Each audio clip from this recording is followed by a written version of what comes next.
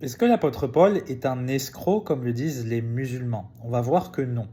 Regardez ce qu'il dit de lui-même en 1 Corinthiens 15. Ensuite, il s'est fait voir à Jacques et puis à tous les apôtres, et après tous, il m'est apparu à moi aussi comme un avorton, car je suis le moindre des apôtres, moi qui ne suis pas digne d'être appelé apôtre, parce que j'ai persécuté l'Église de Dieu. Donc Paul, il est apôtre, mais il ne se considère pas apôtre par humilité, parce qu'on sait très bien que, avant sa conversion, avant Actes chapitre 9, il persécutait l'Église. Voyons ce qui est écrit en Actes chapitre 9. Et comme il était en chemin, Paul, et qu'il approchait de Damas, tout d'un coup, une lumière venant du ciel resplendit autour de lui. Et étant tombé à terre, il entendit une voix qui lui dit « Saul, Saul », c'est son ancien prénom, « pourquoi me persécutes-tu » Et il répondit « Qui es-tu, Seigneur » Et le Seigneur dit « Je suis Jésus que tu persécutes, c'est dur pour toi de reguimber contre les aiguillons. » Au verset 15, regardez ce que Jésus dit à Ananias.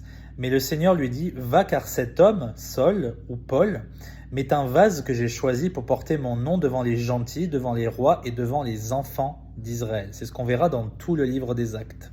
Les gens de mauvaise foi diront que tout ça, ça a été rajouté, ce n'est pas la parole de Dieu, ça a été perverti.